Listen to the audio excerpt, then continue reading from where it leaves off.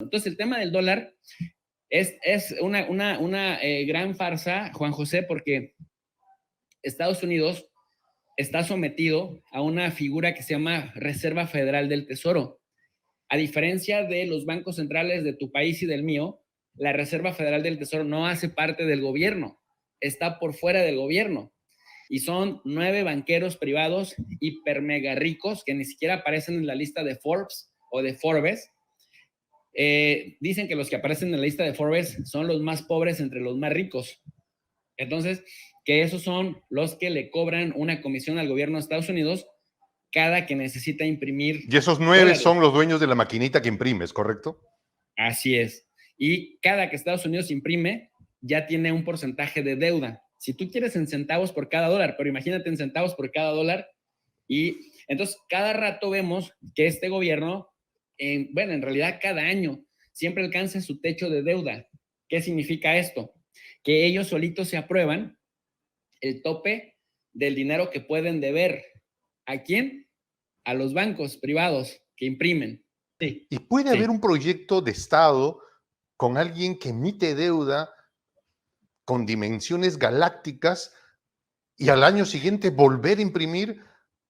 Digo, algún momento vas a tener que pagar eso, ¿no? Es decir, esta es una juerga que alguien va a tener que pasar la factura en algún momento. O sea, ¿es posible un proyecto de Estado de ese tipo? Yo he leído algunos teóricos estadounidenses que dicen, no, sí, pues el modelo funciona. Pero yo digo, ¿es que realmente alguien puede deber y no saber que algún día tiene que pagar? Explícame eso. Aquí es donde se pone muy interesante esta charla y ojalá y no nos afecte en el canal. Te voy a decir por qué. Porque ideológicamente se puede. Es decir, el modelo económico sí contempla los límites para que un Estado no se siga endeudando más allá de sus capacidades. De hecho, el gobierno chino, que es el principal acreedor de los Estados Unidos, es decir, el banco que le presta dinero entre los estados, no como particular, no como banco particular, sino como otro estado que socorre, que presta. Que compra los bonos.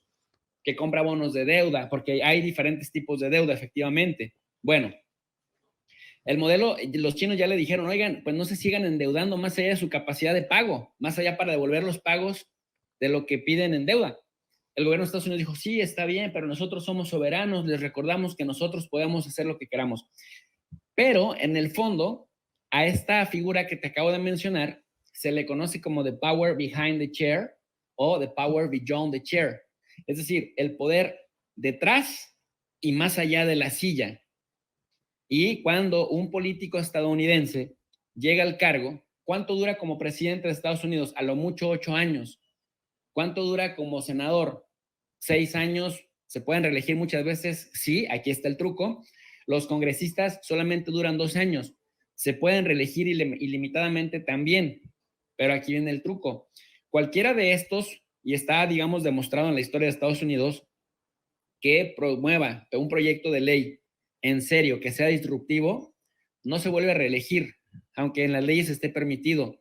Un senador que lo intente, nomás dura sus 6 añitos y no se vuelve a reelegir.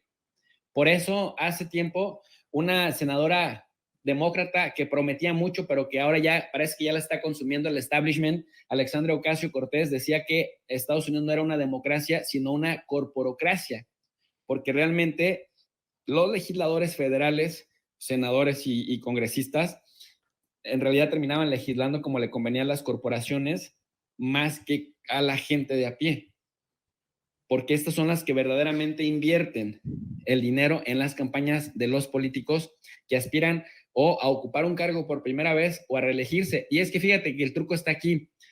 Hay una figura, tú directamente no le puedes invertir dinero a un político, pero entonces la ley contempla que se abra lo que se conoce como los Political Action Committee, ¿no? Los comités de acción política, que eso sí, tú no le estás dando directamente dinero al congresista A, pero el congresista A tiene su comité que le ayuda a realizar eventos democráticos y entonces ahí sí el dinero que le puedes meter es ilimitado, pero después tú ya redactado le ofreces leyes, le acercas leyes al congresista y le recuerdas, o al senador o senadora, o le recuerdas que tu corporación le inyectó solidaria, democrática y amigablemente X cantidad de dinero para que promoviera la ley que le conviene, para que erradicara la ley que no le conviene o para que mantenga la ley que le mantiene protegidas ciertas garantías de operación.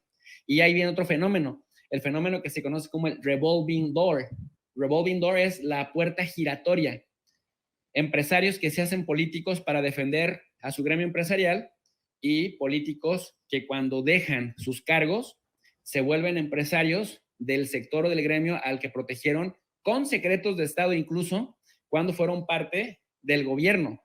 De tal suerte que tienes un conflicto de interés en constante movimiento que a pesar de que es una distorsión de la teoría política, que la contempla la teoría política, pero la teoría política la contempla como algo tangencial, algo que nada más toca un punto y se va, pero en Estados Unidos es disfuncionalmente operativa, o sea que la tienes de manera permanente, porque además está normalizada y legalizada. Uh-huh. Por eso entendemos que buena parte de las decisiones son irracionales y no defienden el interés público, y ahí está el meollo del asunto, que el Estado, el gobierno, la forma de, y lo ves desde la teoría política, su razón de ser principal es la cosa pública. Es decir, que un gobierno tendría que estar tomando decisiones en razón de proteger el interés público, el interés tuyo, mío, de la gente de a pie, de los más vulnerables, de los más necesitados, pero ves lo contrario. Ves que las decisiones se toman siempre. Mira esto que pasa en Francia, qué interesante es y que me permite profundizar todavía más a fondo, uh-huh. Porque lo estoy haciendo con Estados Unidos, pero la teoría política te permite aplicarlo para los casos que son paradigmáticos.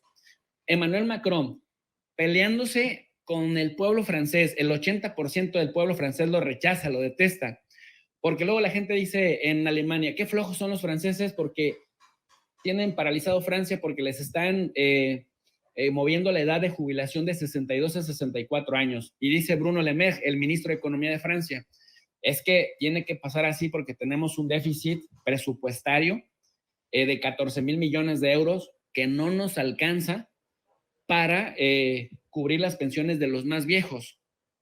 Pero luego, a la par, los muy cínicos te vienen y te dicen que están a punto de aprobar una ley que le permita al gobierno francés financiar a las Fuerzas Armadas de Francia con 400,000 millones de euros entre el 2024 y el 2029. ¿Sabes por qué? O sea, si hay plata para uno y no hay plata para los otros.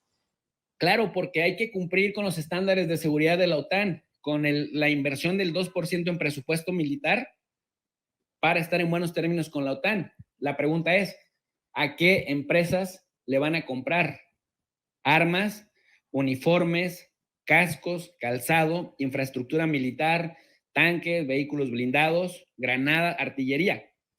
Bueno, pues te cuento que 7 de las 10 empresas más importantes en materia armamentista son estadounidenses, una europea, una italiana, una británica y 2 chinas. Entonces, con la diferencia, dime si me equivoco, que los franceses no tienen la maquinita de imprimir papelito verde que sí tienen los que están al otro lado y que están en mano de 9 bancos, ¿o me equivoco? Cierto. No, completamente cierto.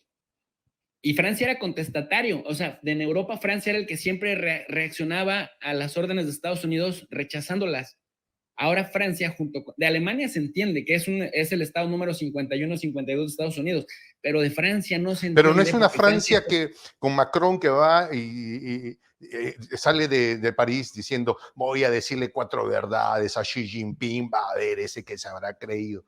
Llega a China y dice, somos el mejor destino de sus inversiones, señores, vengan para acá. Y eligió China para decirle, oye, Estados Unidos, yo no soy tu vasallo. Si tú te metes en una bronca con los chinos por Taiwán, o sea, no creas que yo me voy a meter. ¿No hay una especie de fisura que ya viene con el tema del AUKUS? ¿Qué ves ahí? ¿O es como que el discurso para mantener la tradición de esa Francia contestataria? Sí, sin duda alguna, sin duda alguna. Ahora te respondo esto, nada más cierro la idea anterior. Ah, sí, entonces, por favor. Francia nos vuelve a demostrar, la misma frase de Annalena Baerbock, la ministra del Exterior de Alemania, que dijo, no me importa lo que piensen mis votantes, me importa lo que suceda en Ucrania, cuando le decían que si tenías el Nord Stream 2 que te llevara gas bueno, bonito y barato, gas ruso, a la puerta de tu hogar para que no se dispararan los precios de la energía cuando viniera el invierno de frente, ella dijo, no me importa lo que piensen los votantes, sino lo que sucede en Ucrania. Entonces tienes 3 ejemplos, Estados Unidos, Francia, Alemania, que en Occidente nos los pintan como las grandes democracias consolidadas, tomando decisiones en contra del interés público que dicen representar. Y cuando te das cuenta a dónde va a parar el dinero que se necesita para materializar las políticas públicas y las decisiones que ahí se toman, van a los grandes consorcios y a las grandes corporaciones. De otra manera, no puedo entender que Francia, pobrecitos, no tengan 14,000 millones de euros para alivianar su sistema de pensiones, pero sí 400,000 millones para las Fuerzas Armadas. Ahora, pasando al tema de Francia, sí, efectivamente, el mensaje que da Emmanuel Macron es decirle a Estados Unidos, ya nos llevaste, ya nos acercaste al precipicio con Rusia, no nos vamos a dejar que nos lleves al precipicio con China, porque Rusia era su principal garante energético, pero China es también el principal socio comercial y económico de Europa, y de Francia es el principal prestamista, o sea, el principal tenedor de bonos de deuda francesa. O sea, no te peleas con tu banquero, pues, ¿no? No te peleas con tu banquero. Y a diferencia, por ejemplo, de Estados Unidos, China sí tiene concesiones con Europa. Mira, ¿a qué me refiero con esto? Ahora que pasó el tema de los energéticos y el tema de que se les fue cortando el gas Rusia y también el petróleo, porque era la condición, si ustedes me dejan de comprar petróleo, yo les corto el gas. Y al final, por los 10 paquetes de sanciones que a Rusia le han hecho lo que el viento a Juárez, pero que a Europa sí le han calado en la calidad de vida de la gente de a pie, decían los franceses, bueno, no importa, de todos modos teníamos que transitar a las energías verdes. Alemania decía, bueno, qué mal que esto se esté dando así, pero tenemos que transitar a las energías verdes. Y Estados Unidos decía, tenemos a Estados Unidos, que es nuestro aliado democrático, nuestro aliado con el que compartimos valores occidentales, y el que también está preocupado porque no se dé una guerra en Europa. ¿A qué va toda esta parafernalia discursiva? A que ellos suponían que porque estaban haciendo un frente común y siendo solidarios con Ucrania por instrucciones de Estados Unidos, porque no le puedo llamar de otra manera, cuando tuviera necesidad económica, cuando se viniera la inflación, porque si tú retiras los energéticos del mercado, pues todo te va a costar más caro. Y si todo te cuesta más caro, pues entonces todo se infla, la gente se empobrece, viene el desempleo y todos los ciclos de los vicios de la economía. Ellos suponían que entonces Estados Unidos iba a estar ahí para apoyarles, porque, ojo, a diferencia de Europa, Estados Unidos sí es una potencia petrolera, es una de las top 3, o sea, es una de las 3 principales potencias petroleras, gaseras y carboneras. O sea, Estados Unidos sí tiene la capacidad material para resistir una guerra de desgaste de larga data, Europa no. Pues, ¿qué crees que les hace Estados Unidos? Les vende 40% más caro el gas. Entonces, porque les vende gas natural licuado. Y pero gringo, no que éramos amigos, que éramos socios, que éramos hermanos hasta el final, gringo. Bueno, pues ahí tienes. Hace poco me invitaron a Negocios TV, un canal muy popular de España que es, yo lo consideraba bastante objetivo. Cuando le digo esto al locutor, me dice, oye Jesús, pero es que tampoco quieras que nos regalen todo. Le dije, perdóname, no quiero que le regalen todo, pero que por lo menos en precio le compitan a lo que tenían con Rusia, para que valga la pena y para que puedan decir. Claro, ¿por qué cambias de proveedor de 10 para comprar a 40? ¿Porque sales con tu banderita? No entiendo. Digo, o sea, eso es lo que no entiendo de la mirada europea. Hay una pregunta que quedó flotando. Oye, pero nada más cierro, porque sí, por favor. Lo rematan y creo que por eso Macron se la está cobrando, porque te acuerdas que por ahí empezó la pregunta. Sí, Macron, sí. No solamente les están vendiendo el hidrocarburo que les obligaron a dejar de comprarle a Rusia, no solamente se los están vendiendo 40% más caro, además lo rematan con la ley de reducción de la inflación en Estados Unidos.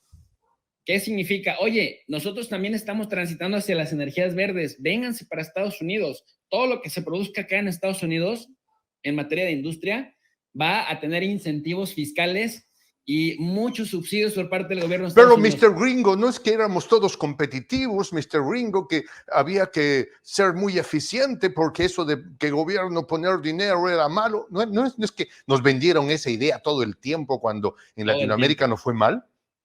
Todo el tiempo.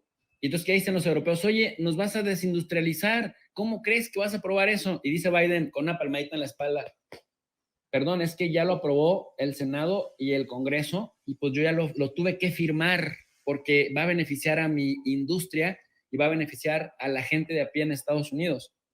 O sea, dicho de otra manera, les bajaron los calzones y les dieron unas nalgadas a los europeos, pero ellos insisten todavía en que Estados Unidos es su principal aliado con el que juntos van a evitar que se les venga una guerra en Europa. Yo no sé cómo realmente. Por eso es que ahora dice Macron, bueno, ya vimos la jugada con Rusia y ya vimos que en tiempos negros estos nos los pusieron más oscuros, pues no permitamos que eso suceda con China. Pero creo que también es una carta de negociación frente a Estados Unidos para poderle pedir cosas a cambio en aras de decir, es que ya me hiciste lo del AUKUS, me tumbaste un contrato multimillonario de 56,000 millones de euros cuando Australia le iba a pagar eso a Francia por submarinos, que se los terminó, la compra se le terminó arrebatando a Estados Unidos, tú recordarás, en el contexto del AUKUS, hace 3 años, antes de que empezara todo este problema con Rusia y Ucrania. Y Macron obviamente dice, no tenemos que dejar arrastrarnos al tema de Taiwán, porque perderíamos a nuestro principal socio comercial, y nuestro amigo con el que compartimos valores occidentales no es tan solidario a la hora que necesitamos dinero para financiar nuestros propios proyectos, Juan José.